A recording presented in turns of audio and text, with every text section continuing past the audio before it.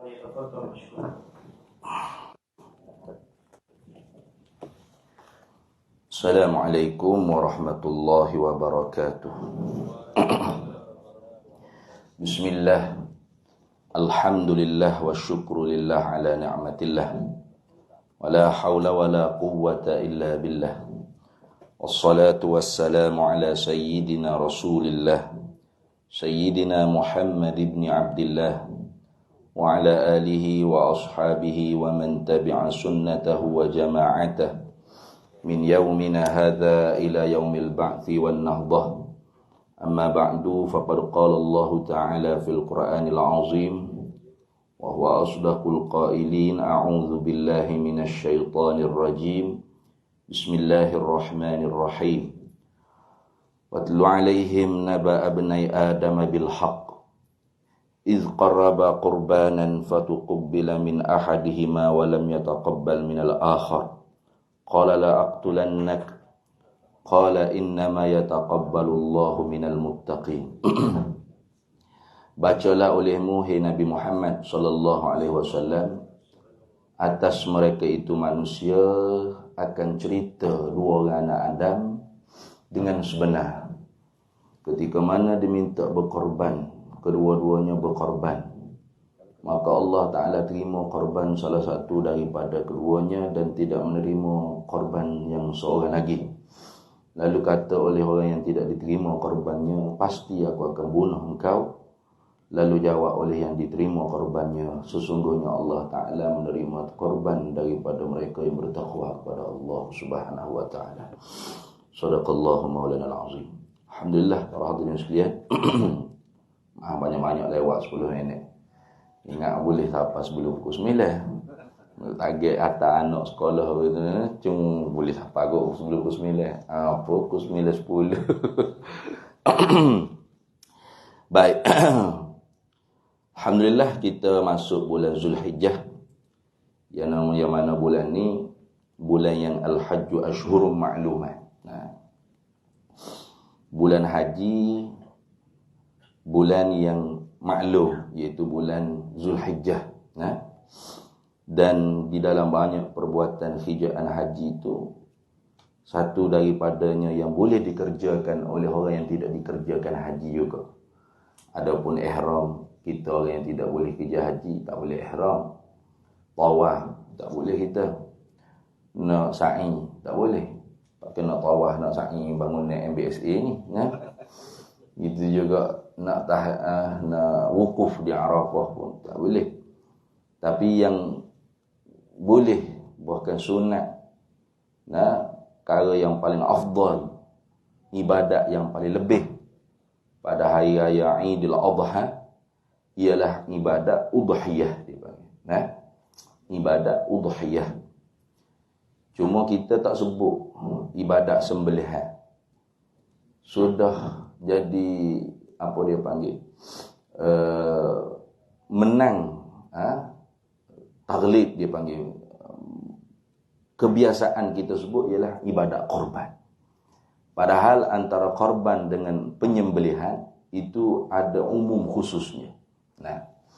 Iaitu korban itu umum. Korban itu umum. Udhiyah itu khusus. Tiap-tiap korban belum tentu udhiyah. Tapi tiap-tiap udhiyah pasti korban. Gitu. Kerananya disebut dalam kitab udhiyah itu apa udhiyah? Al-udhiyatu hiya. Udhiyah, penyembelihan itu ialah ma yuzbahu minan na'ami, barang atau perkara binatang yang disembelihkan daripada binatang. Gitu. Kerana apa sembelih itu? Binatang tu binatang na'am, yakni unta atau lembu, kerbau, dan kambing biri-biri. Cuma kambing biri-biri ini hanya satu ekor satu orang. Kalau lembu, kerbau, unta itu satu ekor boleh 7 orang. Boleh 7 orang. Atau berapa sekalipun tak lebih daripada 7. Kurang daripada 7 tak apa. Contoh seperti seekor lembu, 3 saja bahagian yang untuk dikorban. Lebih daripada tu, orang nak jual kedai, sila. Tapi mesti dibahagi dululah. Nah, yang mana bahagian korban. Itu. Kerana apa sembelih tu? Taqarruban ilallahi ta'ala, kerana nak mendekatkan diri kepada Allah Ta'ala, min yaumin nahri, mula korban tersebut pada hari raya Idul Adha, iaitu setelah terbitnya fajar pada hari pagi hari raya. Cuma lebih afdalnya kita tunggu naik 4 galah nanti ni. Maknanya pagi kita duduk semaya raya, lepas semaya raya tu sudah molek dah tu. Sebab tu semaya hari raya Idul Adha itu beza dengan Idul Fitri. Beza apa? Beza afdal dia. Kalau Idul Fitri, afdalnya kita perlewatkan. Kita perlewatkan. Orang panggil semaya raya Idul Fitri. Kerana apa? Kerana Idul Fitri ini selesai sahaja sembahyang hari raya Idul Fitri, habis dah raya. Selesai dah, tak ada dah raya. Tak ada dah takbir Allahu Akbar, Allahu Akbar, Allahu Akbar. La ilaha illallah wallahu akbar. Kalau takbir juga tu apa bodoh ni. Habis dah. Tak ada dah. Pasal tu yang Idul Fitri sekejap je. Nah, supaya rasa hangatnya mujahadah di dalam bulan Ramadan tu diteruskan lagi esok dengan puasa 6. Cuma kita orang KL Lumpur, orang Selangor ni puasa raya puasa raya Idul Fitri sebulan lah. Tu kita sendiri yang buat lah. Adapun raya Idul Adha itu lama. Masuk lagi 3 hari, 4 hari, hari tasyrik sehingga habis hari tasyrik. Nah, 11, 12, 13. Nah, itu 14. Jadi boleh lagi takbir raya esok, lusa. Itu. Jadi kalau raya Idul Fitri itu afdalnya kita pelewat. Tapi kalau raya Idul Adha afdalnya kita awalkan. Sebab lepas sudah sembahyang raya Idul Adha ada ibadat yang tidak ada yang boleh menandinginya. Itu iraqatid dam. Nah, yaitu menyembelih binatang. Sebagaimana sabda Nabi sallallahu alaihi wasallam, ma'amila banu Adam yauman nahri, tidak adalah amalan yang diamalkan oleh anak Adam pada hari raya Idul Adha, satu amalan ahabba ilallahi min iraqatid dami, yang terlebih dicintai oleh Allah selain daripada menumpahkan darah. Itu. Jadi kerana tu sunatnya orang panggil pada hari raya Idul Adha pakai ambil bahagian untuk ibadat korban. Nah, sahabat-sahabat dulu walau mereka susah, tak mampu untuk sembelih unta, sembelih lembu, sembelih kambing, tak mampu. Tapi oleh kerana naknya buat ibadat udhiyah tadi, ayam 100 titik pun mereka sembelih juga pada hari raya Idul Adha. Tapi tak jadilah sebagai ibadat udhiyah. Tanda kata mereka tu nak beribadat udhiyah. Itu. Jadi sembelih tersebut min mula yaumil idil adha atau yaumil idin nahri, yaumil idin nahri ila akhir ayyamit tasyrik, sehingga akhir hari tasyrik. Itu dia panggil ibadat udhiyah. Adapun al-qurbanu, korban tu sendiri, ma yataqarrabu bihi al-'abdu ila rabbih, apa sahaja yang mendekatkan dengan dia oleh hamba kepada Allah, itu dipanggil korban. Sawa'un akana minaz zabaihi aw min ghairiha, sama ada dengan sembelihan atau lain daripadanya, itu korban. Jadi korban ni lebih umum. Macam kita sekarang ni korban dah. Korban masa, untuk hadir ke surau, untuk majlis baca apa? Kahfi apa dia? Dia baca suratul Kahfi. Korban juga tu. Pergi jemaah di masjid, hadir pengajian ilmu, keluar daripada rumah bekerja cari nafkah. Korban. Tapi kita tak panggil korban, betul? Lagi mana? Lagi korban. Lagi hari korban. Jom kita pergi korban. Korban. Ni Zuhur ni kita kena korban masa untuk sembahyang Zuhur, jemaah. Korban itu. Ingat kau korban apa tadi? Nah, jadi kita tu tidak menggunakan perkataan korban pada ibadat-ibadat yang lain. Padahal setiap apa yang boleh menghampirkan diri kita kepada Allah, itu dipanggil al-qurbanu. Korban. Macam gitu. Tu. Jadi, wa'alaqatul amatu bainal udhiyati wasairil qarabin, dan hubungan antara penyembelihan dengan sekalian korban, annaha kullaha yutaqarrabu biha ilallah ta'ala. Jadi semuanya penyembelihan binatang, mengaji, belajar, jemaah, sedekah, apa saja tu ialah perkara yang boleh menghampirkan diri kita kepada Allah. Itu. Fa in kanat al-qarabinu min adz-dzabaihi kanat alaqatul udhiyati biha asyadda. Jadi kenapakah kita tu tidak menggunakan perkara yang lain tu dipanggil korban? Padahal semua tu korban. Boleh mendekatkan diri kita kepada Allah. Hanya ibadat udhiyah orang panggil ibadat korban. Ini kerana bersangatan dahsyat orang panggil sejarah ataupun asal muasal bagaimanakah diperintahkan oleh Allah Ta'ala terhadap Nabi Ibrahim AS untuk menyembelih anaknya Ismail. Ini qaul yang masyhur. Qaul yang masyhur, bahkan yang rajih. Karena di sana kalau kita baca kitab tafsir, falamma balagha ma'ahu as-sa'ya qala ya bunayya inni ara fil manami anni azbahuka fanzur maza tara. Ada ulama-ulama tafsir, umpama Imam Qurtubi, mendatangkan riwayat-riwayat bahawasanya ada pendapat-pendapat di kalangan Abdullah bin Abbas, Abdullah bin Umar dan sahabat-sahabat yang lain serta tabi'in, Mujahid dan sebagainya, mengatakan anak Nabi Ibrahim yang disembelih itu ialah Ishaq, bukan Ismail. Tetapi qaul tersebut qaul yang tidak masyhur.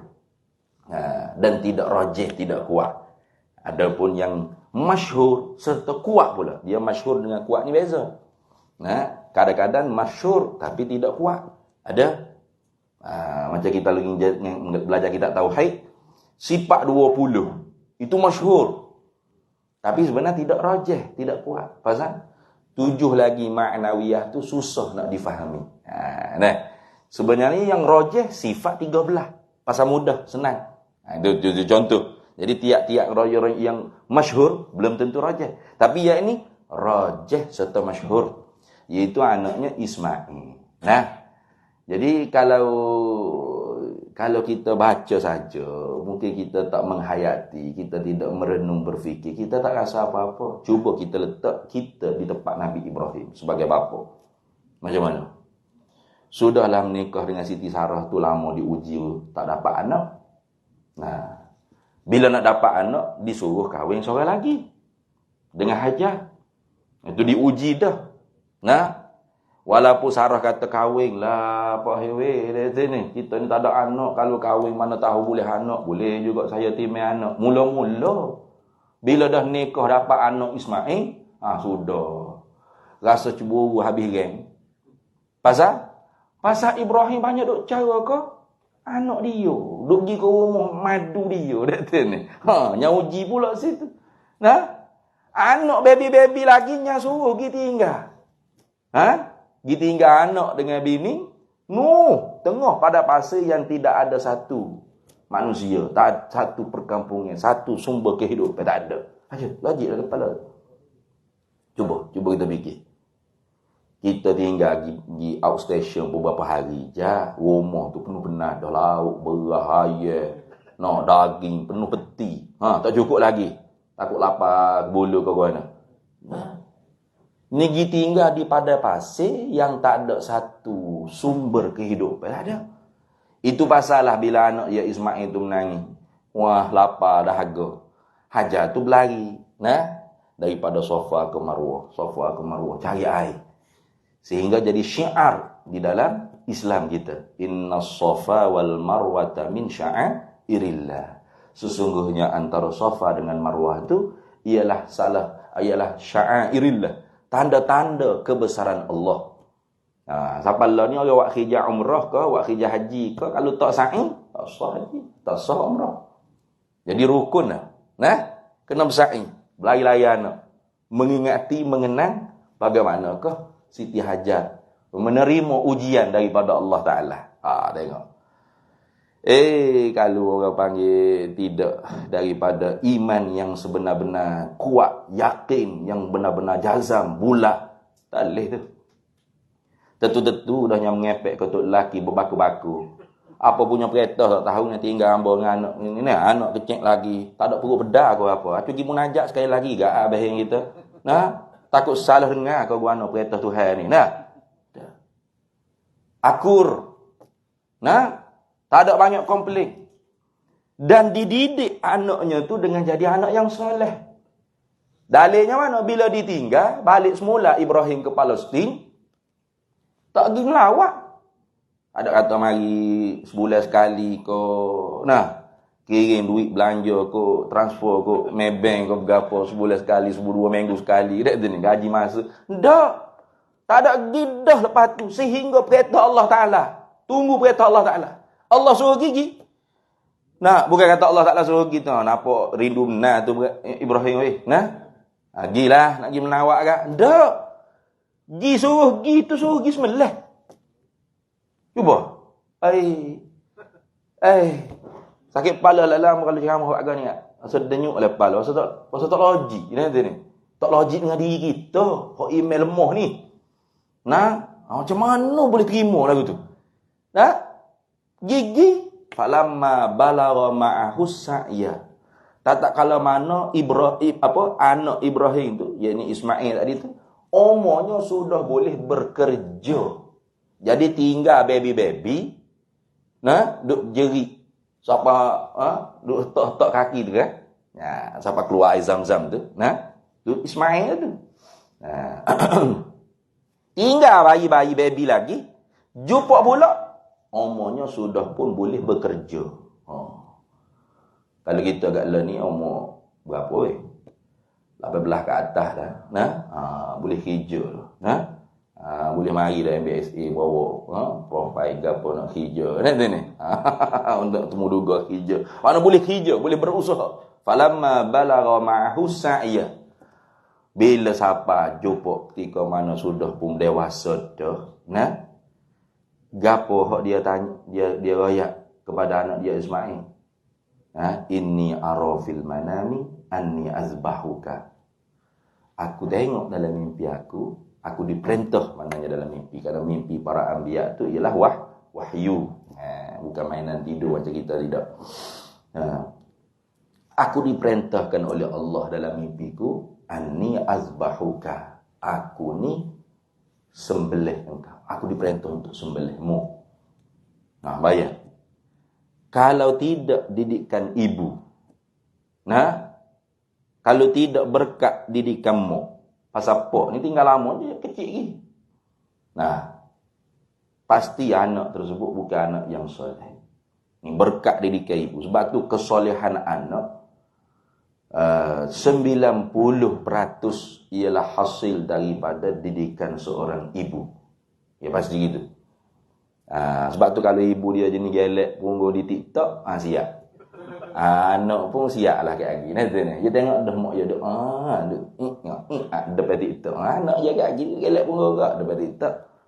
Pasal 90% tu kesolehan anak, kesolehan anak dan ketololan anak dia bergantung kepada didikan ibu 90%. Bapak ni 10% je. Bapak 10%. Sebab bapak dia tak ada nak duduk dengan anak lama-lama. Pasal dia tanggungjawab. Cari duit. Kerja gerak lagi. Dah akaun gerak kena belok. Lepas tu, jual aiskrim pula. Jadi jaga lagi. Banyak kerja dia. Nak cari nafkah ni. Tak sempat dia nak carakan anak. Jadi sebab tu, kita nak dapat anak yang soleh dan solehah, carilah isteri yang solehah. Itu kan Tuhan sebut dalam Quran.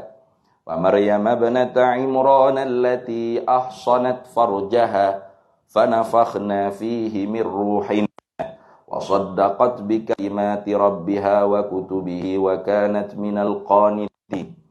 Nah, wa Maryam ibnata Imran, dan ingatlah cerita Maryam anak perempuan bagi Imran.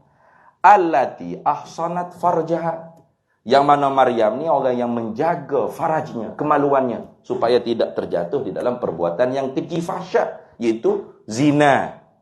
Maka apa Tuhan kurnia kepada Maryam? Fanafakhna fihi mir ruhina, maka kami tiupkan kepada Maryam ruh kami. Apa? Yakni Nabi Isa alaihissalam dapat anak yang soleh. Itu.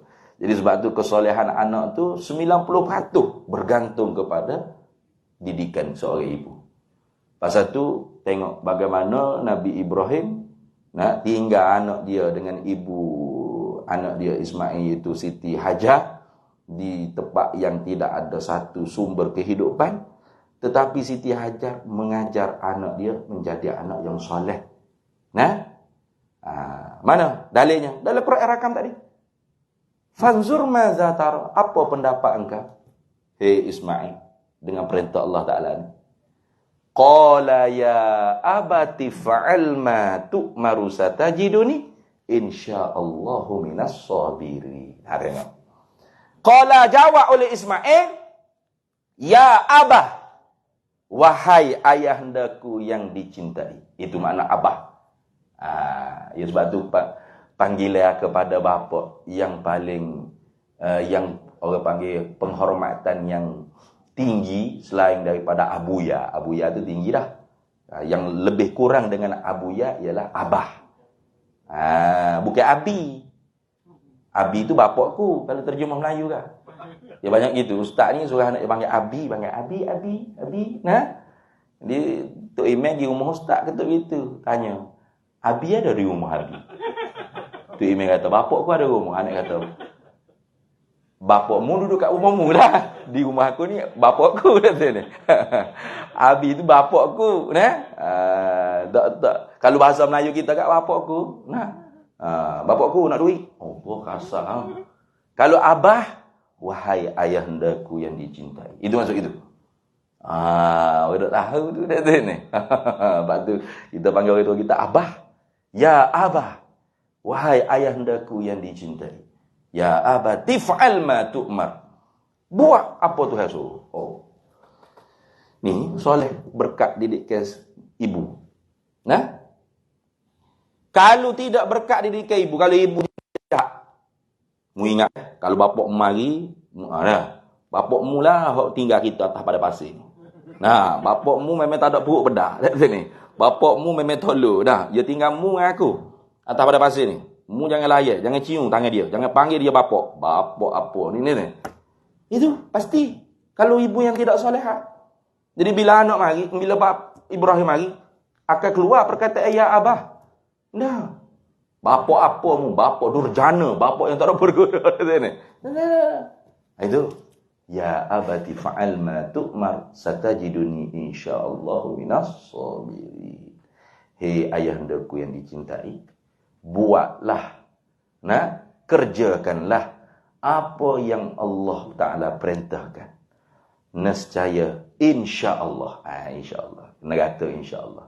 Nah, ini khisalum mahmudah. Budi pekerti yang dipuji. Apabila kita nak buat apa-apa, jangan kita lepas dengan Allah Ta'ala. InsyaAllah. Kait. Jangan, garanti. Jangan.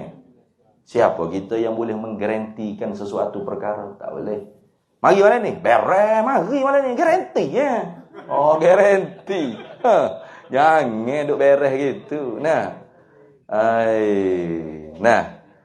Kita insya-Allah. Pakai insya-Allah jika dikehendaki oleh Allah. Kalau hak lepas dah, masya-Allah. Jangan tukar. Kalau hak belum berlaku lagi baru insya-Allah. Jangan malam ni. Masya-Allah. Oh, dak mari lagi masya-Allah dah. Bila berlaku baru masya-Allah. Kalau tak berlaku lagi insya-Allah, jika dikehendaki oleh Allah. Baik. Adakah Nabi Ibrahim dengan Ismail orang yang mula-mula korban? Tidak sebenarnya. Sebenarnya cerita korban ni Sebelum jauh daripada Nabi Ibrahim itu sudah ada dah yang diperintah untuk korban. Iaitu anak kepada toknya kita orang manusia ni. Bukan orang Melayu saja dak lah. Pasal semua manusia atau muka bumi sepakat bahawasanya tok kita hak mula-mula tok Adam dengan nenek Hawa. Dan tak ada siapa dia berani klaim tok Adam tu Melayu ke Cina, tak ada. Tok Adam Melayu, marah orang Cina, tak ada. Pakat senyap belaka. Kita semua daripada siapa? Tok Adam. Keling Adam. Nah, Cina pun Adam juga, semua Adam. Tok Adam Melayu, Cina, India. Senyap, tak berani. Tak tahu masa apa, Arak ke, Siye ke, tak tahu. Tapi pasti, ya tak ada. Maka orang yang mula-mula diperintah oleh Allah Ta'ala untuk berkorban ialah anak kepada Adam. Itu toknya kita lah ke. Tak tahulah, mungkin salah silap kita pun tak tahu siapa ke siapa. Kobe ke, Habib ke, tak tahu. Tapi bahagian itu jelas dalam Quran. Sebagaimana ayat yang membaca tadi. Watlu alaihim. Diperintah oleh Allah Ta'ala, Nabi kita Muhammad. Watlu. Baca oleh Nabi Muhammad sallallahu alaihi wasallam.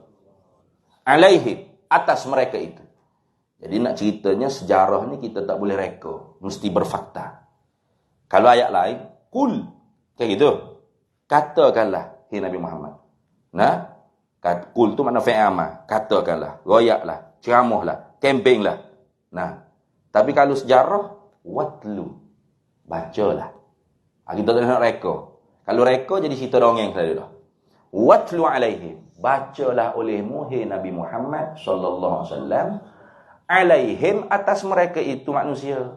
Jadi Nabi Muhammad sudah tidak ada, maka kita semua ni penyambung lidah Nabi Muhammad sallallahu alaihi wasallam. Kita kena baca kepada anak kita, kepada orang yang minta kita baca. Baca tentang apa? Naba'a bani Adam. Akan cerita dua bagi anak Adam. Baca tu bil haqqi, dengan sebenar. Itu nak kata kalau cerita mesti kena berfakta. Walaupun kita niatnya nak orang suka ke apa, tapi mesti walaupun gitu mesti berfakta. Mesti berfakta. Maksudnya seperti contoh Gus Dur, kenal Gus Dur. Gus Dur ni presiden Indonesia. Jadi dia cerita humor dia buat lawak dia kata. Saya sebagai presiden dan orang yang kiai ni maknanya ustaz lah, tok guru yang mengajar agama. Berbanding dengan orang yang driver, supir, driver bas, itu nanti akhiratnya mahligai istana yang besar untuk supir berbanding dengan ustaz, kiai, tok guru. Pasal dia kata, ustaz apabila mengajar, nak bagi orang ingat pada Allah, ramai yang tidur, mengatuk. Dia sendiri pun mengatuk. Dia sendiri pun pejam mata mengajar. Dia telek-telek. Tidur sudah mulai dah pakai tidur. Tapi kalau supir, driver bas, kalau bawa laju, lagu mana? Penumpang dia. Allah. Ya Allah. Kayak gitu. Jadi akhirat esok, mereka bawa supir ni masuk mahligai istana yang besar-besar. Ustaz, kiai masuk rumah kecil je. Jadi protes ustaz nanti akhirat esok dia. Pasal apa saya ni mengajar kitab, mengajar Quran, mengajar hadis. Kecil je. Istana saya kecil je. Dia ni. Tu dia ada babah ya, pasal apa dia boleh istana besar? Jawabnya mereka, kamu bila mengajar orang tidur semua. Tak ingat kamu pada Allah Ta'ala. Nama je kuliah duha. Kuliah maghrib. Nak belajar ilmu ke. Nabi orang semua nyandadin ni. Tapi kalau supir tadi, walaupun dia tak mengajar agama, dia tekan minyak balik meta. Orang belakang lagu mana? Enggak gitu. Ya Allah, asyhadu an la ilaha illallah. Pakat mengatip lah, takut mati situ lah. Kayak gitu. Jadi ramai mana orang boleh ingat pada Allah dengan sebab supir tadi. Daripada tadi. Tapi berfakta tak? Dongeng tu. Cerita tu dongeng. Tapi ada tak fakta? Faktanya ada mana?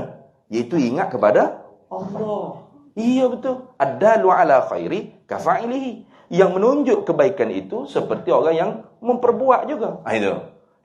Kalau supir tu tak ingat pada Tuhan pun. Dia cepat-cepat nak sapa. Tapi orang dia ingat Allah. Allah boleh pahala ke dia belaka. Itu ceritanya. Tapi dongeng. Tapi ada faktanya. Itu. Jadi kalau cerita, mesti berfakta. Itu dalilnya. Nah, watlu alaihim naba abnai Adam bil haq. Baca oleh muhi Nabi Muhammad sallallahu alaihi wasallam atas mereka itu anak Adam. Akan satu cerita dua anak bagi Adam dengan sebenar. Iz qarraba qurbanan. Ketika mana diminta kedua-duanya berkorban.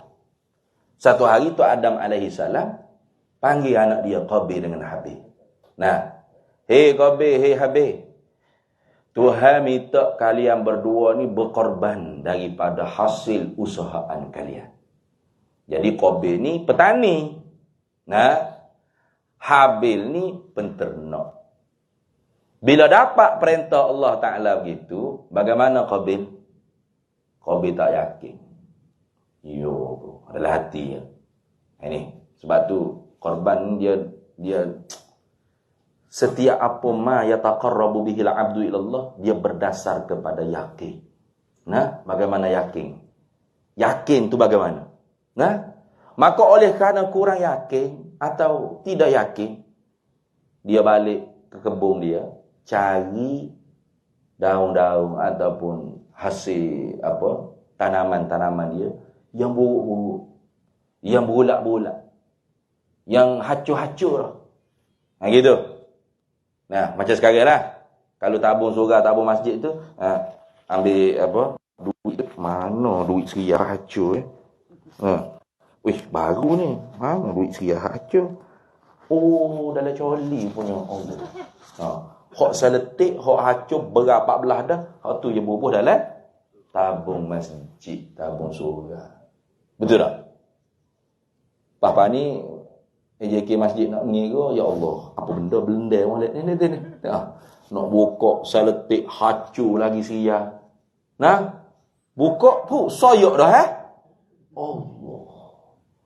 Kena pergi pula bank gitu kan. Nah, lelah pula. Habis minyak kereta 50 riyal pergi bank untuk tukar duit Seria hak hacur tadi. Nah. Tu. Jadi siapa-siapa hak bubuh duit dalam tabung Seria hak nak hacur lagu tu, mungkin keturunan Qabil. Mungkin. Mungkin saja. Belum boleh pasti lagi. Mungkin. Pasal perangai habis korang. Qabil tu gitu. Bila dapat kereta korban, dia pergi balik ke ladai dia, pergi cari mana sayur hak berat-berat, hak kena makan kolak, hak blubber-blubber, hak layu-layu. Hak tu dia cabut. Nak letak di atas bukit sebagai persembahan korban dia. Tengok. Tapi kalau habis, bila dapat perintah korban, balik ke kandang peternakan dia, cari hok mana lembu, gemuk-gemuk. Lembu debok-debok. Nah, untuk sehat-sehat. Hok tu dia hak heret pergi ke atas bukit. Tengok. Ya Allah.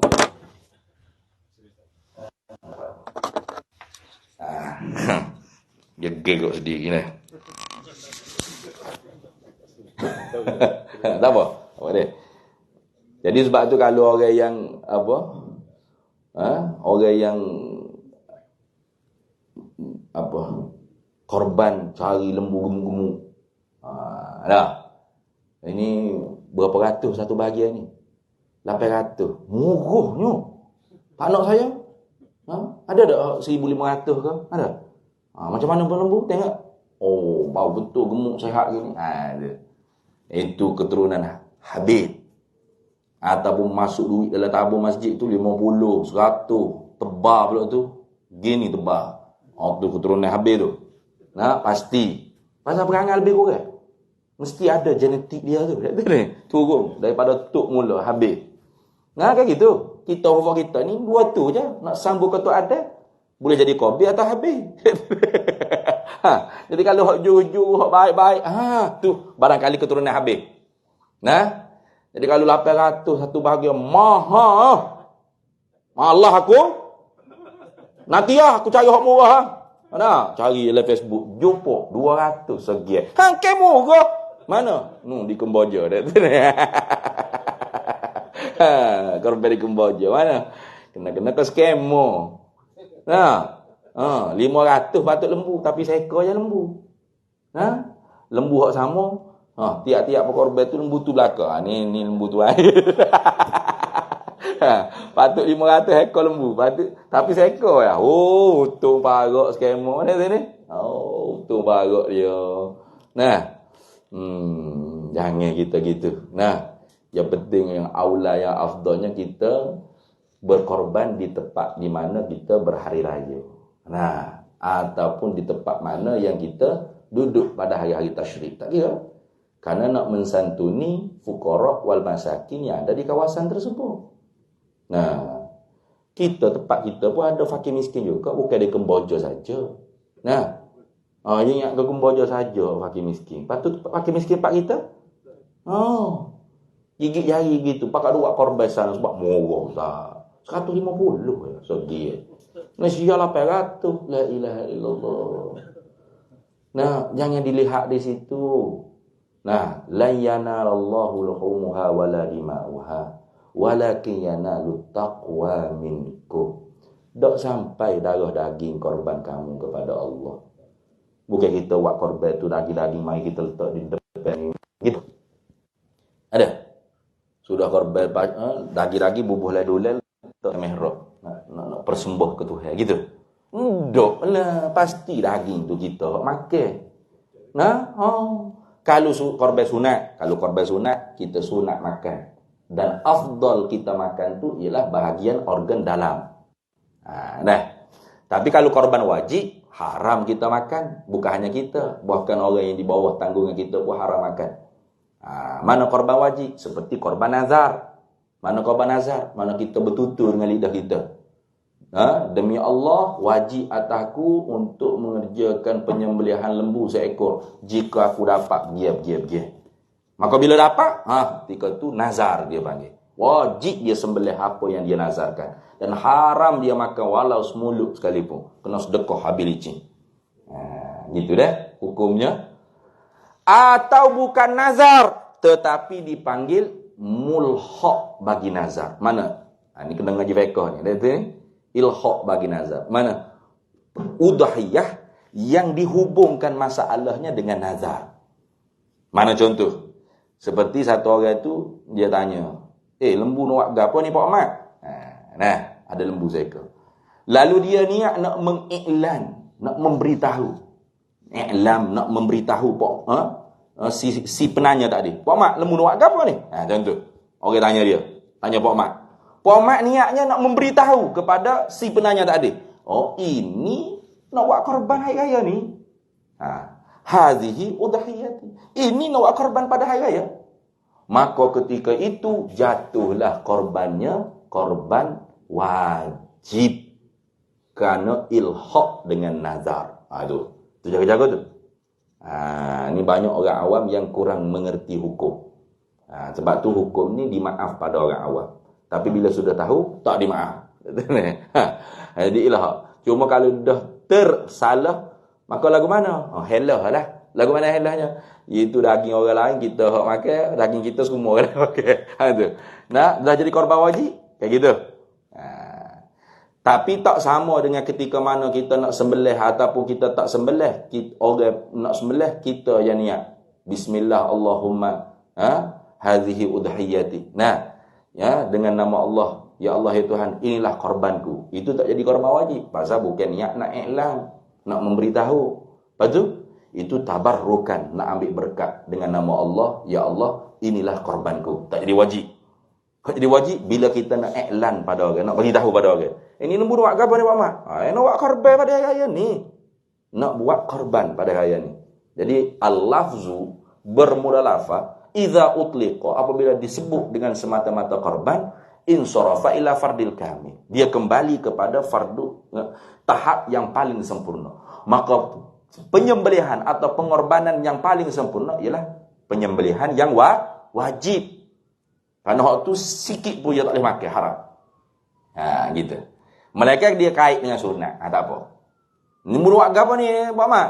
Lembu nak buat apa? Korban sunat nantilah. Selesai. Pasal ada sunat dia. Dia kait. Dia tidak itlaq. Jadi bila itlaq ta'yin atas ekor lembu tu dengan lafaz itlaq, maka ketika tu diilhaq, dihubungkan masalah korban tu dengan korban wajib. Kita hukum muat selalu buat kita. Tapi kita nak tahu. Nah, sebab nak dekat lah ni minggu depan dah. Nah, sama juga bila kita dah sembelih. Nah, kita nak bagi. Nah, ada kadang-kadang tempat tu dia tak ada bagi dulu 7 bahagian. Tak nyata lagi 7 bahagian tu hak milik siapa bagi tuan empunya korban. Tu dicabut dah daripada daging tersebut untuk buat masuk, buat gola. Itu pun kerja yang haram dalam ibadat udhiyah. Itu kalau kita mengaji kita Sabilal Muhtadi disebut satu persatu. Nah, patutlah ke mana ustaz? Iya, mesti dinyatakan dulu 7 bahagian. Nah, ini bahagia orang nombor 1, nombor 2, nombor 3, nombor 4, nombor 5, nombor 7. Walaupun tuan dia tak ada, tak apalah, ada wakil. Nah, bila sudah nyata, barulah boleh diambil daripada setiap 7 bahagian tadi untuk masuk dulu ke gapur. Seizin tuan mempunyai korban atau wakilnya. Dia baru boleh izin. Tak ada tuan dia izin dah ustaz. Tuan dia izin dah. Tapi hak mana hak dia? Ada lah tu, dalam banyak-banyak tu. Nah, hak mana ada? Ada lah. Adalah tu hak mana? Cuba tunjuk. Sebab apabila tak nyata pembahagian milik siapa 7 orang, maka setiap juzuk daging lembu tadi tu bersekutu dia panggil setiap penama 7 orang. Maka kita tak boleh menghalalkan barang orang, tak boleh. Kita boleh menghalalkan barang kita. Orang mari minta nak minta berah rumah kita. Kita boleh beri berah kita? Boleh, pasal berah kita. Jangan kita pergi beri berah ke jiran kita, jangan. Kayak gitu. Orang pakai miskin, tuan ada berah ada sikit, saya tak makan. Masya-Allah, kesiannya kau. Hak gigi ambil. Berah ada di rumah jiran saya tu. Ni masuk-masuk ambil. Suruh dia ambil jiran rumah, berah rumah jiran kita. Kena dah. Tak apalah jiran saya, kata ni. Jiran saya. Jiran awak pun bukan berah awak. Berah dia. Awak nak menghalau tu tak boleh, menghalau barang orang. Kena menghalau barang kita. Nah, ni kereta siapa ni? Kereta saya. Saya nak pinjam. Ambil tak apa. Saya halal. Bukan kereta awak, bukan. Kereta saya tapi. Mana boleh kita menghalau barang orang? Melainkan kereta kita. Nah, ni kereta siapa ni? Kereta saya dah. Nak pinjam boleh tak? Ambil tak boleh. Saya nak guna ni. Kan gitu. Bagi kita baru kita boleh menghalau atau mengharam.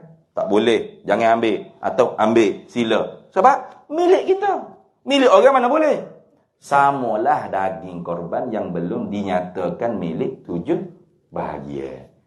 Sudah bersekutu pada setiap juzuk daging tu penama-penama. Satu juzuk daging tu pok mak, pok leh, pok teh, pok loh, jenak, temoh, lijoh. 7 tu ada belaka. Hak mana saya tak tahu. Kan? Bila bagi 7 bagi, baru nyata ni bahagian A, bahagian B, bahagian C, bahagian D. Siapa? 7 bahagi. Barulah tuan dia ataupun wakil dia boleh nak menghalau. Ni sedekah kalau pakai miskin dah. Ini bagilah pada orang kaya-kaya tu beri. Nah, ini nak masak dulu ambillah, nak masak dulu nak makan. Nah, ni saya nak sikit. Nah, nak makan sikit baru boleh. Nah, tu lagu tu. Nah, kita nak menghalau tu mesti kena menghalau barang. Ni ngupah untuk tukar sembelih, tukar lapah ni haram pula sekali lagi pula. Tak boleh. Walaupun dah kita ikut saya nak bagi sebagai upah, haram. Tak boleh. Nah, daging korban tu tidak boleh dijadikan sebagai ujrah, sebagai upah kepada orang wak hijau. Bagi kepada orang wak hijau sebagai dia tu fakir miskin ataupun orang kaya, hadiah, tak apa. Jangan kawan kerja tu lapar, mari lebih sikit kawan. Tu tak boleh. Lebih sikit dengan sebab hijau dia tu, tak boleh. Sama saja, hak ni fakir miskin yang tidak bekerja, tidak tolong lapar, tidak tolong sembelih, boleh 10 kilo, dia yang tolong sembelih, tolong lapar, boleh 10 kilo. Hak tu tak apa. Bagi itu. Lepas tu nak upah dia wak hijau, ambil duit lah. Jangan ambil di daging korban tu. Tapi setelah mana dapat kepada fakir miskin daging tersebut, ikut dia nak buat apa? Jangan kita letak syarat pula. Nah, dia nak jual boleh. Tapi bagi kena mentah. Jangan gelenyah-geletah hidup masuk kurma, kerutu. Wak rajin dia. Tak sah bagi gitu. Nah, lepas meleh wak gola, wak kerutu, wak singgah. Mari-mari pakai miskin main makan. Abahmu aja. Nah, jangan. Mesti mentah-mentah. Hatta kalau bubuh dalam ting, itu bubuh orang panggil bahan apa dia panggil? Bahan pengawet. Itu masih lagi diselisih pendapat. Boleh ke tidak? Nah, sebagai ulama kata haram. Sebab sudah campur dengan sesuatu selain daripada daging. Nah, tak boleh. Tapi ada yang kata boleh, cuma makruh saja. Sebab awet tu, daging tu orang panggil tidak cepat busuk dan sebagainya. Tak, setara tu, awet tu. Bukan bubuh kurma, kerutu. Nah, apa lagi? Kari. Kunyit singgah. Bukan. Bau bubuh awet untuk kukuh ke daging saja. Itu sudah diselisih pendapat oleh ulama. Maka hak betulnya bagi mentah-mentah. Dan tak boleh buat syarat. Jangan buat syarat. Daging ni saya bagi, awak kena guna untuk awak je. Jangan jual-jual. Tak boleh. Biarlah. Bila fakir miskin apa, ikut dia nak jual apa. Fakir miskin sudah jadi milik dia. Dia nak nego pula. Tiba-tiba ada kedai daging Pak Mak. Hai. Tak bila Pak Mak menego daging. Daging orang dua orang ni korban dia. Jadi milik dia. Maka dia nak buka kedai jual daging sekejap hari tu. Nah, pasal tak boleh kata apa. Boleh. Harus. Nah. Tak boleh kita pula pergi susah hati. Sedap Pak Mak gini. Masyuklah dia weh. Ni. Boleh duit banyak lah dia. Lepas ni bobo bagi Pak Mak. Boleh ni, you buat nego. Kita tu hak jahil. Betul dah Pak Mak tu. Pasal ikut dia, milik dia. Itu beberapa hukum-hukum yang patut juga kita kena tahu dan kita peringat, kita tahu. Dah, cuma kita kena peringat balik. Nah, jangan kenang cerita tu. Kenang cerita-cerita lama. Kenapa kau berlakunya ibadat disyariatkan ibadat korban? Karena kita manusia ni memang sejak dari jangan kata tu Adam, jangan kata Ibrahim, Ismail, Nuh, tu Adam lagi anak dia diperintah untuk korban. Fataqabbil min ahadihima. Lalu Allah Taala terima korban salah seorang daripadanya, iaitu korban hampir. Sebab ikhlas dia. Ni, hak betul dalam ni. Taqwa. At-taqwa hahuna. Takwa ni di sini, bukan di sini, di sini. Nah, di sini bukan. Nah, di sini. Nih. Maka sebab tu apabila dia dapat perintah untuk berkorban, balik ke kandang penternak dia cari lembu-lembu yang debok-debok, yang gemuk-gemuk, yang sehat-sehat, heret pergi patah bukit. Yang kuhu tak guna. Kita balik untuk korban hak kuhu. Kayak gitu. Saya lembu-gemuk ni kalau jual ni ya Allah. Kayak lagu tu kita. Nah, terbalik jadi. Pasal kita tu keturunan Qabil. Nah, waswah lagi. Tak nampak lagi hak akhirat. Nah, tak nampak hak akhirat. Iya ke. Walam yataqabbal minal akhar, dan kami tidak terima korban yang seorang lagi, iaitu Qabil. Pasal tidak ikhlas dia. Nah, syok ragu-ragu dia. Iya kau Tuhan minta ni. Betul kau. Nah, sebab itulah orang yang yakin, ikhlas sungguh. Nah, dalam pengorbanan dia, pasti dia mengorbankan sesuatu yang terbaik. Pasti. Nah, kalau buat duit lah tabung tu kan, mesti hak angka besar-besar dan pitih comel-comel. 10,000. Nah, 5,000. Tu. Pasal yakin akhirat esok. Nah, hak ni, hak nak gunanya. Tapi kalau iya kau ni, bola sia, ada kau sikit akhirat esok. Dia awal-awal lagi tak yakin dah. Iya kau ni. Tu. Pasal tu sikit. Macam orang yakin pelaburan lah. Orang main ngepeng kita, melabur ni boleh gini, makan untung gini setiap bulan, setahun. Ni laburnya gini. Lagu mana? Mata kita belalak tak? Wah. Awak nak melabur apa? Kalau gini 1 juta saya sanggup. Kayak gitu. Gum. Kadang-kadang scammer pula. Apa-apa kali scammer. Nah. Tapi kalau hak Tuhan pasti tidak skema. Bila Tuhan tak terima korbannya Qabil, qala la aqtulannak. Kata Qabil, aku pasti bunuhmu. Tengok. Ini apa nak cerita? Ini nak ceritanya orang yang tidak ikhlas berbuat kebajikan pasti perlu pedah hati dia punya hasad. Punya dengki. Gitu. Banyak gitu, betul? Banyak gitu. Di satu taman tu nak dibangunkan satu surau. Dia tak ikut sekali, bahkan banyak menentang. Betul? Nak bangun surau di Malaysia, nak bangun bangunan bukan senang, kena minta kelulusan majlis perbandaran lah, macam-macam lah, ada itu, ada undang-undang, macam-macam undang-undang. Kena ada tanda tangan semua penduduk. Nah, tak lulu. Dia tak nak, saya tak setuju. Itu. Tapi bila sudah bangun, sudah berdiri dah, nah, klaim. Klaim. Nah, jadi gila nak buat kebajikan, sudah. Dengki kuat. Ini ada di Kota Damansara. Sejak saya balik daripada Mesir 2013 balik daripada Mesir, nak buat surau di dalam taman dia tu, Allah susahnya, ya Allah, tak ada kelulusan. Ambil tanda tangan semua penduduk yang bagi persetujuan. Hak peliknya Cina bagi setuju. Cina setuju surau. Pelik. Pasal apa tanya? Awak setuju ini surau ni, bukan tokong. Ini bagus dia kata. Nanti subuh-subuh anak saya senang bangun ya. Azan awal lagi dia. Orang Cina setuju. Orang Melayu, orang Islam tak setuju. Nah, anak saya nak main bola sini macam mana tak ada dah padan ni buat surau. Ya komplain. 2013, 14, 15, 16, 17, 18, 19, 20, 21, 22, 23 baru berjaya berdiri surau. Dekat dengan 11 tahun di dalam negara Malaysia, Islam agama persekutuan. Agama-agama yang lain boleh diamal dengan aman dan damainya. 11 tahun nak boleh berdiri surau. Itu pun tukar pengerusi. Pengerusi seorang lagi debe, something. Mu setuju tak setuju, ada kebenaran aku nak buat kat surau. Jadi bila siap ada nak kata apa? Nak kata apa?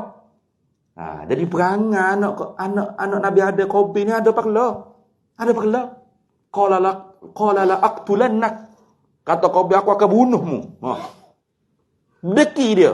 Pasal korban dia Tuhan tak terima. Korban Habil Tuhan terima. Tuhan terima pasal dia ikhlas. Dia Tuhan tak terima pasal tak ikhlas. Apabila tak ikhlas, dia nak marah pula kau orang. Dia tak ikhlas. Tak ikhlas dalam bermanfaat untuk masyarakat. Tak berikhlas dalam bermuamalah dengan masyarakat. Tak ikhlas.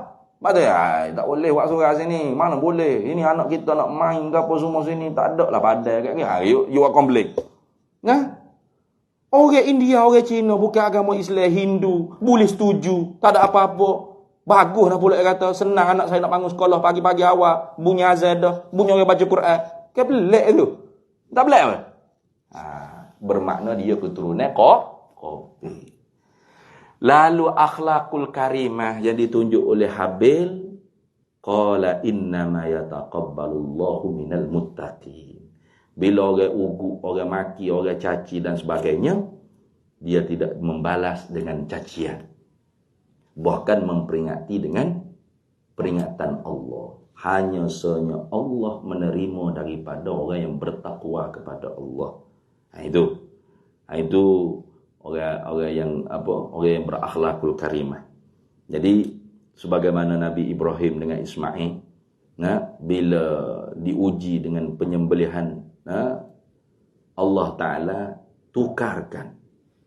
Ketika mana nak diletak pisau di tengkok Ismail, maka Tuhan tukar dengan kibas. Ni pisau di tengkok dah, nak hirih dah. Tiba-tibanya dijadikan kibas. Itu sebagai ujian daripada Allah. Ujian yang sangat besar hadapi oleh Nabi Ismail dan Nabi Ibrahim, sehingga sekarang ini kita pun disyariatkan oleh Islam untuk mengingat. Apalagi kalau lagilah kuat. Karena di sana ada melontar.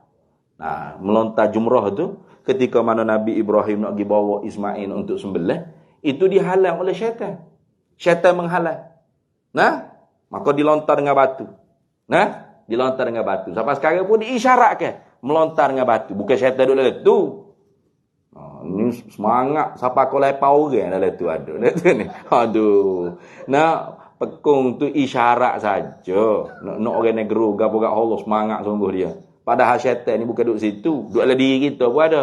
Inna syaitana la yajri min ibni adama majrad dammihi. Sesungguhnya syaitan ni masuk dalam tubuh anak Adam melalui liang darah dia. Kayak gitu. Apa-apa duk pekong juga. Apa-apa tak pekong kau diri sendiri duduk dalam tubuh kita. Itu isyarat mengingati perjalanan Nabi Ibrahim dan Ismail dalam menghadapi ujian besar daripada Allah Subhanahu wa taala. Gitu. Jadi sebab itu oleh kerana ikhlasnya Nabi Ibrahim dan Ismail dalam mentaati perintah Allah, maka hasil daripada keikhlasan ni sampai sekarang kita ni dituntut untuk memperingati. Dengan disyariat, bukan ingat buat majlis macam Maulid, Isra' Mi'raj, itu hanya kita yang mengingati. Syarak tak ada suruh dengan secara soreh. Nah, sebab tu ada khilaf dan sebagainya. Nah, tapi hak ni dah syarak sendiri.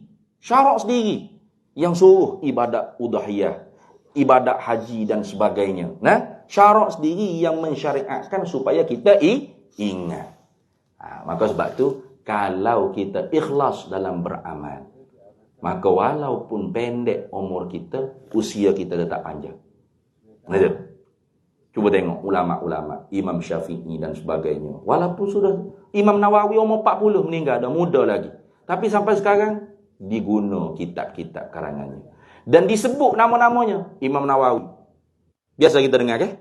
Semua orang kenal Imam Nawawi. Siapa anak pun kita buat nama Nawawi, Nawi dia ni. Padahal bukan nama dia Nawawi tu, nama kampung dia. Nah, itu kenapa usianya panjang? Karena dia ikhlas dalam mengerjakan perintah Allah Ta'ala. Maka karena itu kalau kita nak usia kita panjang, kita ikhlas dalam setiap amal. Nah, walaupun kecil, walaupun sikit. Nah, dan jangan kita merasa kita yang ikhlas, jangan. Nah, semata-mata ikhlas ni seperti kita pekong batu dalam air. Kita tak gitar dah tengok, dah. Kita pekong pun paling belakang cu. Apa hak kita buat? Allah, kerana Allah. Tak lagi kita duk ungkit-ungkit hebatnya saya. Ataupun kita nak supaya orang puji kita. Tak ada. Atau supaya orang tengok. Tidak. Tidak ada riak, ujub, sum'ah dan takabur. Kan gitu? Sebab kadang-kadang kita buat gapo ni kita nak, tak kira orang tak tahu aku buat. Aduh lah. Macam mana cara nak buat orang tahu? Nah, semalam 100 rakaat tahajud. Nah, bagi pejabat buat mata bekak sikit, lengah-lengah. Mana Pak Mat? Lengah pinggir dia kata. Buat apa? Semalam 100 rakaat bekak saya tahajud semalam. 100 rakaat kak. Masya-Allah, hebat Pak Mat ni. Tidak hebat. Kita hamba Tuhan ni ginilah. Tapi dalam hati tu, wow, dia tu ni. Orang tahu aku sembahyang 100 rakaat apa. Habis gitu, semua gitu. Habis gitu lah. Nah. Hak tu teh lagi orang puji. Ni tak ada siapa dia tahu, tak ada siapa dia puji. Bangun tengah malam pukul 4 pagi, pukul 5 pagi semaya tahajud 1 rakaat. Lepas tu selok kain langsir tengok orang tamer dia gelak gelemak belakang lagi. Hei, orang kapun ni tak ada tamen ni aku sorang je. Ya sorang, dia pelik, dia sorang dia ni. Ajib dengan diri sendiri. Ujub dia panggil. Heran dengan kehebatan diri sendiri. Padahal tu Allah Taala beri tu. Padahal wa ma taufiqi illa billah. Tidak ada taufik melainkan dengan pertolongan Allah, dengan pemberian Allah. Tapi oleh kerana kita tertipu dengan nafsu, tertipu dengan syaitan, maka karena itu jadi ternafi ikhlas. Bila ternafi ikhlas atau kurang ikhlas, usia kita pendek, umur kita pendek, usia pun pendek. Kayak gitu. Lo ni sebelah bangunan itu ada sebut nama kita. Ada? Jangan kata pas Singapura. Tepi ni orang tak kenal dah. Piyo mu. Orang tak kenal dah kita. Nah, orang tak kenal kita pasal kita tidak ikhlas. Nah, orang-orang ikhlas sampai sekarang disebut-sebut namanya. Nabi Ibrahim Ismail, Nabi Habil, siapa lagi weh? Ikutlah siapa-siapa orang-orang yang jadi orang panggil contoh-contoh. Di dalam sejarah Islam kita ni, zaman dia tu tak ada internet, tak ada Facebook, tak ada YouTube, tak ada boleh dirakam bagaimana. Kayak gitu-gitu. Tak ada. Tak ada. Inilah kenangan Nabi dulu bagi cek 1,000. Ada? Tak ada itu dah ni. Ini kenangan Abu Bakar As-Siddiq mewakafkan seluruh hartanya untuk Islam. Ada? Tak ada. Kita ni ada video lagi, gambar lagi, YouTube boleh upload. Tapi oleh kerana tak ikhlas, tersebar sekejap, mampu sekejap. Gitu. Kayak gitu. Sebar sekejap. Wah, bagus haji ni, pemurah. Dermawan awak masjid, Masya Allah. Esok lah. Lusa tak ada dah orang sebut. Pasal haji pun, luar lebih hidup, gecek. Tak ikhlas. Tapi kalau ikhlas, tak ada video, tak ada gambar, tak ada rakaman sekalipun, sampai kisah-kisah keikhlasan mereka kepada kita. Kita sendiri yang tak boleh nak imagine bagaimana hebat mereka berkorban. Tak boleh imagine, tak boleh nampak dalam kepala otak. Lagu mana? Seorang Abu Bakar As-Siddiq bila fisabilillah seluruh hartanya disedekahkan di jalan Allah. Bila tanya gapo tinggal kepada anak bini, Allah wa Rasuluh. Boleh terima itu? Tak ada mikir. Roji. Kita ni, kalau fisabilillah, minta dengan Allah lah. Terbalik. Minta dengan Allah lah, kan? Hak duit kita ni, kita sipir di rumah kita, untuk anak bini kita. Untuk fisabilillah, Allah ada. Jangan bebek. Minta dengan Allah lah. Kan gitu? Terbalik. Tak ada mikir kita. Tapi cerita mereka tu sampai kepada kita. Kerana apa? Kerana ikhlas. Bukan mereka menuntut supaya orang kemudian tahu cerita. Tidak. Itu sudah tidak ikhlas. Jangan pula jadi gitu. Jangan salah faham. Sebab ada kat salah faham. Kalau saya buat korban, orang tengok saya buat korban lembu besar, ria. Kalau saya semaya di masjid surau jemaah, kan ujub, ria, sum'ah. Tak nak saya. Baik saya semaya kat rumah. Semaya kat rumah. Allahu Akbar. Tak pergi masjid jemaah. Pasal takut ria. Semaya kat rumah. Bini pula tengok. Allah riak dah lah ke bini. Aduh, tak ikhlas. Akhir kali masuk dalam almari. Mangga kat luar. Allahu Akbar. Semaya dalam almari, mangga kat luar. Selamatlah. Tidak ada orang tengok. Selamat, ya Allah. Aku buat lagu ni tidak ada kecuali kerana aku nak ikhlas padamu, ya Allah. Aku tak nak riak, ya Allah. Aku tak nak riak. Tapi nanti bila aku mati, kisah aku ni mustafalah kepada ramai. Biar orang tahu bahawasanya aku semaya dalam almari mangga kat luar ni tidak lain tidak bukan kerana nak ikhlas. Petang lagi tak ikhlas dah. Nampak tak? Nak supaya orang tahu. Memang tak ikhlas lah. Dia mati pun orang tak tahu. Orang kata, ya ni tak jemaah ni. Padahal dia semaya. Semaya mana? Semaya dalam almari mangga kat luar. Tapi orang ni tak ikhlas dah. Orang tak tahu. Bahasa malah urus jenazah ni tak aja mari semaya masjid ni. Jadi balik pula pasal memang tak ikhlas. Jadi ingat, ikhlas tu bukan nak supaya orang lain tahu atau generasi ke berapa ratus tahu. Tidak, kita dengan Allah saja. Kerana Allah, raja'an li thawabillah, kerana nak pahala daripada Allah, khaufan an iqabillah. Takut siasaan Allah. Cukup kita dengan Allah. Tak ada kait dengan manusia. Soal nak orang manusia tahu kadang-kadang cuma kita tengok biasanya orang yang ikhlas yang dulu walau tak ada YouTube, tak ada rakaman video, tak ada apa-apa orang panggil gambar, kenangan dan sebagainya, tapi kalau benar ikhlas, tinggi keikhlasannya di sisi Allah, sampai pada zaman kita kisah-kisah dia. Panjang usia dia walau umurnya sudah tidak ada. Jadi mudah-mudahan kita buat ibadat korban nanti ikhlas. Dia lagi dak tahu ni. 800 juga satu bahagian tu. Hak tak si korban, jangan korban. Nabi kata siapa yang tidak beribadat korban, tidak beribadat udhiyah pada hari raya Idul Adha, sedangkan dia mampu, jangan dia hampiri masjid kami. Jangan. Betapa orang panggil sangat dituntut. Sebab tu hukumnya sunnatun muakkadatun. Sunat muakkadah. Mana sunat tu tuntut dah. Jangan kata sunat je dah, jangan. Ini kadang-kadang orang kita, sunat je. Sunat tu bukan je, sunat tu nah. Sunat nah. Cuma kalau kita tak buat tu, kita punya pasal lah. Sunat tu tuntutan daripada syarak. Lepas tu, mu'akkadah. Dituntut sekali lagi pula. Oh, kuat. Nah, jadi jangan tinggal peluang kita untuk mengerjakan ibadat udhiyah. Ibadat penyembelihan yang kita sebut ibadat korban. Dan ikhlas kita di dalam mengerjakan ibadat udhiyah tersebut. Dan apa-apa sahaja ibadat. Bukan hanya udhiyah. Apa-apa sahaja ibadat. Karena semuanya adalah al-qurbanu. Ma yataqarrabu bihi al-abdu ilallah ila rabbih. Apa yang boleh menghampirkan dengan perkara tersebut oleh hamba dengan Allah kepada Allah, maka itu dipanggil kurban.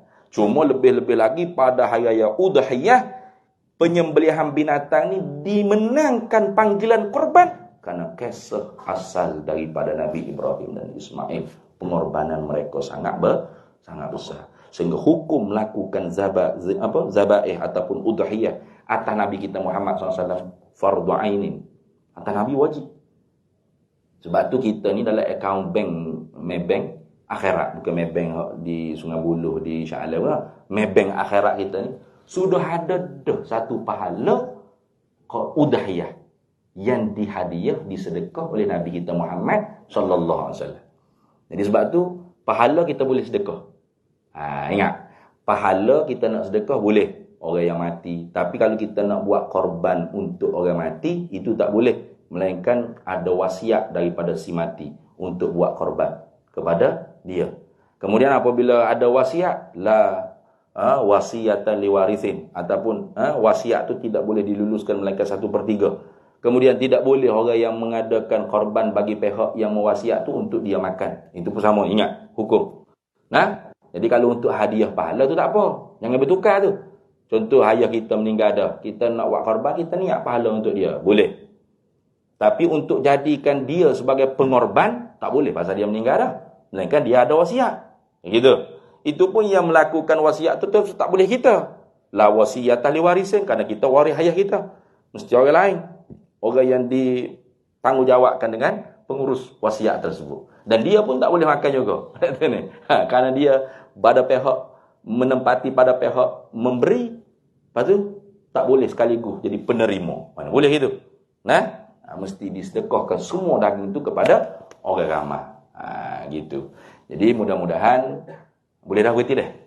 Boleh dah. Mudah-mudahan apa yang saya ni tak nak berhenti lah ke mana kalau ceramah nak sambung lagi pun boleh. Sampai pukul 12 pun boleh. Kita cerita benda lain pula. Banyak lagi cerita tak ceritanya. Itu baru mukadimah.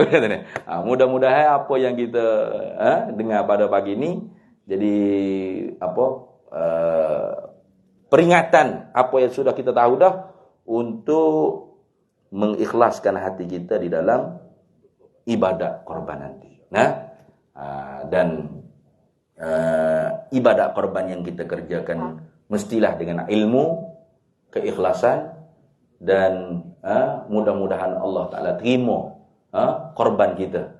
Bagi kita yang tidak mengerjakan haji, kita doakan mudah-mudahan suatu masa nanti kita sampai juga panggilan untuk mengerjakan haji. Karena orang yang kembali daripada haji ni orang besar. Mau haji. Kayak gitu. Orang panggil kalau orang pergi buat haji, balik, orang tak panggil haji, kenapa tak berubah muka dia? Lain macam muka macam potape basi apa lain. Saya pergi buat haji ni pasal apa tu? Jadi haji tu ada panggilan bila orang buat kerja haji. Padahal dulu tak ada gitu, tak ada. Zaman dulu tak ada. Haji Abu Bakar As-Siddiq ada. Haji Umar Al-Khattab ada. Haji Ali bin Abi Talib, Haji Uthman bin Affan, Haji Abdul Rahman bin tak ada. Abdul Rahman bin Auf gitu je. Sayyidina Abdul Rahman bin Auf. Kita panggil Sayyidina, junjungan kita. Haji-haji tak ada. Kita orang Melayu je haji. Kalau tak pergi buat haji, pergi buat umrah. Balik. Orang panggil lebay. Lebay lah dah, untuk lebay. Tapi lebay lah ni gelar ke politik pula dah. Parti pak lebay lah macam-macam kau tu. Tapi tu dulu, istilah lebay ni, orang buat kerja umrah. Balik umrah. Balik umrah ni. Masya Allah, untuk lebay. Pasal Pasal dia sudah pun labbaik Allahumma labbaik. Labbaik la syarika. Menyahut seruan Allah. Nah, labbaik. Tapi tak haji lagi, baru umrah baru. Kalau haji, ni tak boleh panggil tak boleh panggil Pak labbaik Allahumma labbaik. Jadi Pak haji pasal faman farada fihinnal hajja fala rafath wala fusuqa wala jidala fil haji. Orang yang buat kerja haji ni, sekira-kira dia kalau dapat haji mabrur sungguh, hikmahnya pasti lidah dia mengungkap perkara-perkara yang baik. Mana? Fala rafath wala fusuq wala jidal. Kan gitu. Dia tak boleh nak buat perkara yang keji, tak boleh buat perkara-perkara fasik, tak boleh buat perkara-perkara membantah, berdebat, bila berbantah jidal ni balahlah. Mulut kata mu bodoh, mu bengok, kayak gitu. Jadi seorang yang boleh dibuat pedoman, contoh. Jadi orang balik buat haji ni seolah-olahnya orang, kita kena contoh dia zaman dulu. Sehingga digelar dengan Tok Haji. Tapi sekarang ni banyaknya lebih kurang ya. Pasal dibuat haji zaman sekarang ni mudah. Banding dulu. Dulu pergi buat haji naik kapal layar 6 bulan perjalanan lagi. 6 bulan betul tak? 6 bulan kata. Sekarang ada 6 bulan. Kapal terbang. Sehari je. Kalau 6 bulan juga tu bukan kapal terbang. Cek roket pergi pakai bulan mana. Tak tahu. Sekejap. Kan mudah tu. Ada berapa puluh ribu bayar. Nak orang jutawan orang kaya. Lagu senang pergi buat haji. Boleh beli je.